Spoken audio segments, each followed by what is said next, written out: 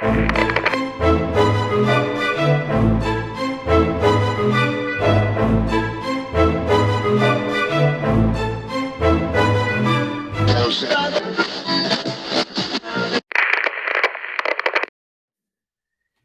guys, welcome to the lab. Leon here. Welcome to another episode of Behind the Brims. This is the second episode of this series where I'll be breaking down some of the different hats that I have been a part of.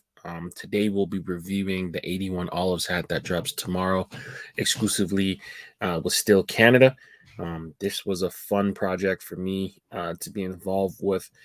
Always have fun working with Shaheen and the team over at Styll. This is probably the fourth or fifth collaboration I've done with them, whether it was with Views from the Vault, with myself and Styll, or just solo. So this is a long time coming.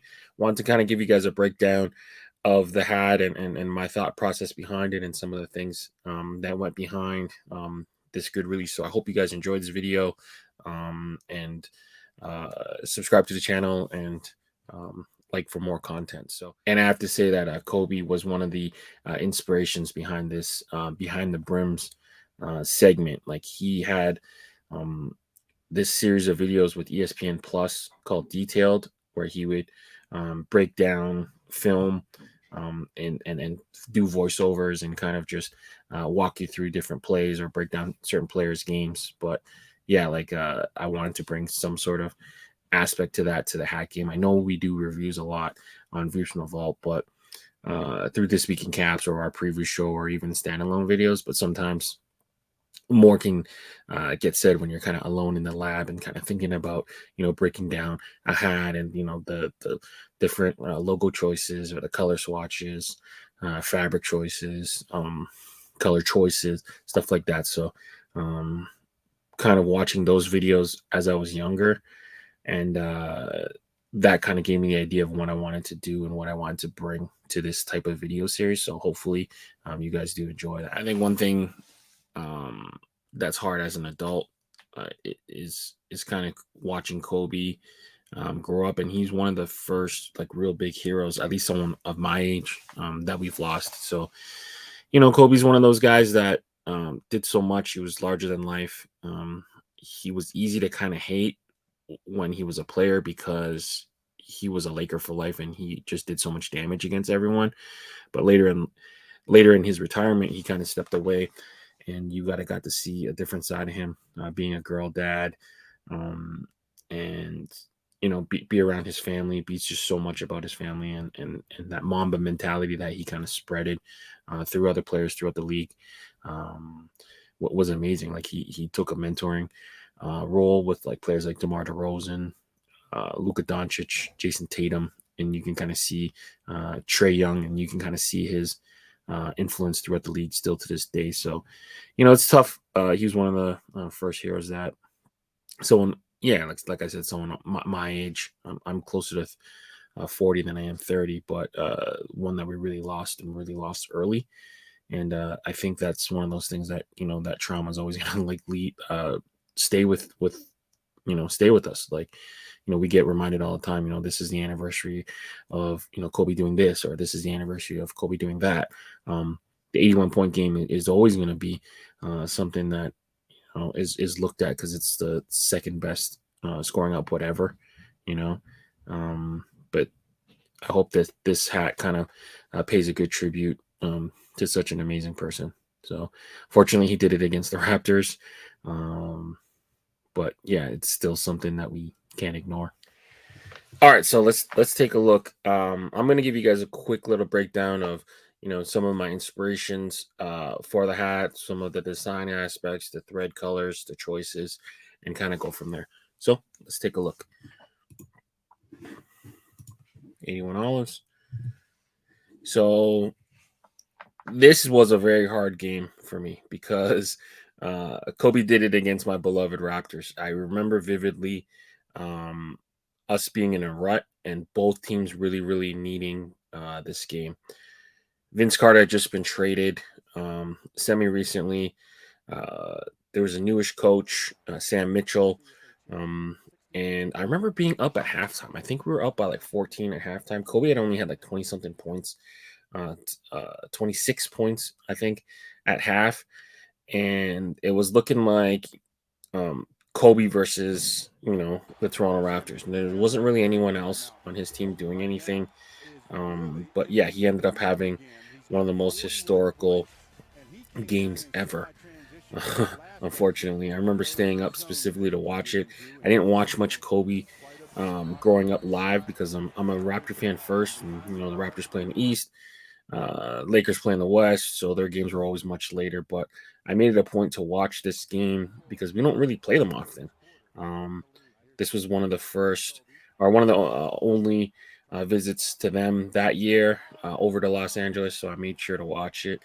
Uh, yeah, and he fucking torched us. Look at the stats here. So 55 in the second half, 28 field goals, seven threes. So seven threes at the time was really, really a high number. Now it's like kind of common, but at the time, we're talking about 2006. That seven threes was a lot of threes, and then 18 for 20 for free throws. We were leading most of the game. They needed like every single point that he scored to win this.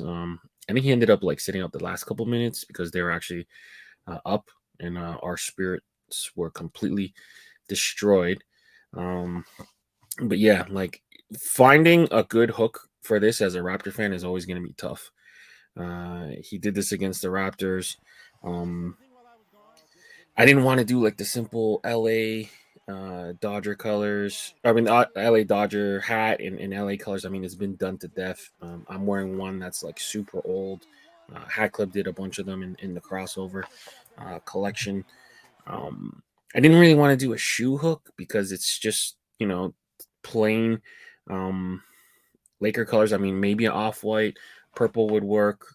Uh, this is like a small video of him and Jalen kind of reuniting and meeting at Undefeated, talking about the Kobe shoe that Undefeated re-released in alternate colorways. This is the Kobe One Proto, still iconic shoe, but yeah, like really finding the hook was you know um going to be different. But I remember this kind of clip circulating around Twitter. It was like a Jalen and Kobe at a restaurant, and I think it was for like Jalen's like a pilot for his show, Jalen versus everybody, but it ended up not uh, being picked up. But I guess it became like a viral clip. So this one kind of it reminded me of it. So I'm gonna play the clip for you guys if you guys haven't seen it. Jalen. Oh, no. Hey, Cole, how you doing? How retirement treating you? It's great, man. It's great. Just, a little writing, a little investing. Nice. So I don't know if you saw the thing on Twitter about your statue. I don't pay attention to that stuff. Yeah, I figured that. Me either. A drink, Mr. Bryant? Yeah, I'll have a vodka martini. How many olives would you like? 81. That's such a random question to ask. I mean, I don't know. I don't order a lot of like vodka martinis, but like, do waiters usually ask how many olives you want in the martini? I don't know, but still, funny.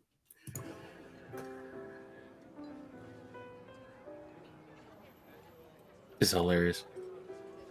Really? Nah, man, I'm just playing. Just two. Joke for him. He gets it. The clap is crazy. The clap is crazy. So yeah, so that's the that's kind of the origin of the hook. Jalen Rose, he wasn't the primary defender. I think Mo Pete was the primary defender on him, but he had like foul trouble, so Jalen ended up seeing a lot of the points towards the end. I think 19 points were scored against him, so that's like their little inside joke. 81 olives. Kobe's just being a dick and reminding him that he put up an 81 piece against Jalen. So this hook has kind of been in my head for a while to do like an olive martini style hat.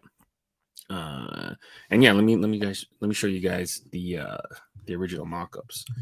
So this was the original idea for me to do. The Dodgers script ended up not really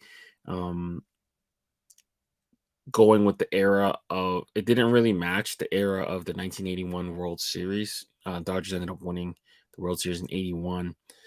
And I really wanted the Dodger script because a lot of the hooks that were like crossover hooks for LA, they always seem to use the interlocking LA.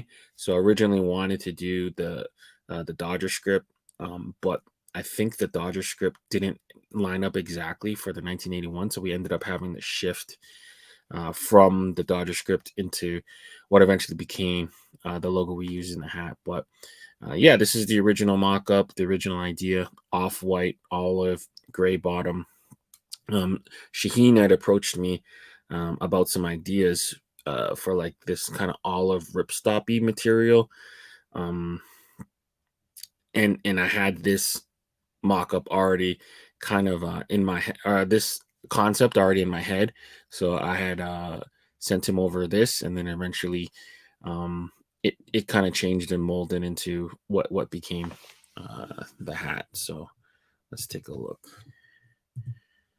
Yeah, so this is the final product. These are Photoshop by me.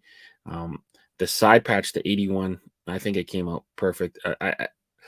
In a perfect world, I would have blanked out the one in the 9 from the 1981 and just left the 81, but you're not really able to do that. I think all of the thread stops is one color, and then the side patch, I added little bits of Lakers purple and gold with the red from the piece of the olive accenting there. So, you know, you get a little bit of Spanish olive there at the side. But yeah, it's just great hat. Perfect for the summertime with that ripstop material. It fits pretty much the same as a regular poly hat. It's just gonna be much lighter. So I think like it being June right now, it's like the perfect summer hat. Yeah. I took a couple pictures besides some of my old Laker gear. So this is the jacket I'm wearing and some Mitchell and Ness jerseys. I think there's a thing right now where the Kobe Bryant estate didn't re-up their Mitchell and Ness license, so you might have a harder time getting some of the retro Kobe stuff. So hopefully that thing gets rectified and they make the deal with Vanessa, because that would be a shame for people not to be able to get his jerseys. I know Mitchell Ness usually only stocks Kobe's and authentics, which is what like real jersey heads collect, but like the jerseys are just so expensive. So yeah, that's my pictures, and then this is the still for photographs. Like they always do some crazy photoshops, man. Yeah, he's got the olive glass there. Just a great little project to be a part of. Had a blast doing it.